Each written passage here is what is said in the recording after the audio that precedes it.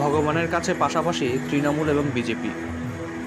ভগবানই পারেন সবাইকে এক ছাতার নিচে আনতে, তাই হয়তো এই রকম দৃশ্য চোখে পড়ল আজ। শ্রী চৈতন্যদেবের 538তম জন্মদিবস উপলক্ষে মায়াপুর ইস্কনে মহামহোৎসব পালন করল আজ। এই অনুষ্ঠানে আজ একদিকে যেমন উপস্থিত হয়েছিলেন নদিয়া জেলা পরিষদের সভাধিপতি তারান্নুম সুলতানা মীর এবং রাজ্যের মন্ত্রী উজ্জ্বল বিশ্বাস, ঠিক অন্যদিকে উপস্থিত ছিলেন বিজেপির কৃষ্ণনগর লোকসভার প্রার্থী তথা কৃষ্ণনগরের রানীমা এবং রানাঘাট লোকসভার প্রার্থী জগন্নাথ সরকার। মায়াপুর ইস্কনে সকাল থেকে বিভিন্ন অনুষ্ঠানের মধ্যে দিয়ে পালিত হয় আজকের দিনটি। এই অনুষ্ঠানে এসে রাজনৈতিক কথা না বললেও শাসক দলের দুই মহারথী তারা জানান আজকের এই অনুষ্ঠানে আসতে পেরে তারা খুব খুশি। অন্যদিকে কৃষ্ণনগর লোকসভার বিজেপি প্রার্থী জানান বাংলা খারাপ সময় কাটিয়ে সুস্থ হয়ে উঠুক।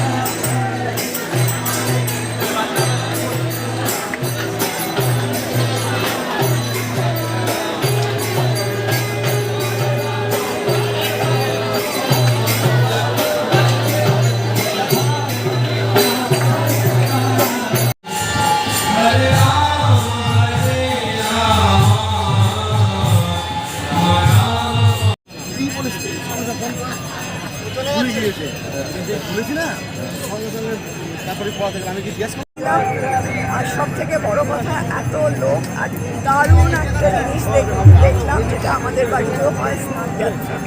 ভীষণ ভালো লাগলো, মন ছুঁয়ে গেল। কি প্রার্থনা করলেন? প্রার্থনা করলাম যেন অন্ধকার থেকে আলোর ভেতরে আসে। একটা নতুন অধ্যায় শুরু করলেন, সে বিষয়ে কি বলবেন? ওই তো বললাম, যেন অন্ধকার থেকে আলোর ভেতরে আসে। মানে আমি বলবো যে নদিয়াবাসী কল্যাণ হোক, নদিয়াবাসী যেন একটা জায়গায় পৌঁছয় যেখানে তারা মাথা উঁচু করে দাঁড়াবে।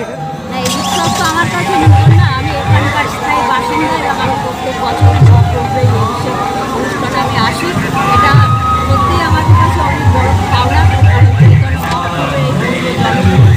আমরা আসতে পেরেছি। আজকে মহাপ্রভুর 538তম আবির্ভাব উপলক্ষে আজকে যে অনেক করছে, আমরা আসতে পেরে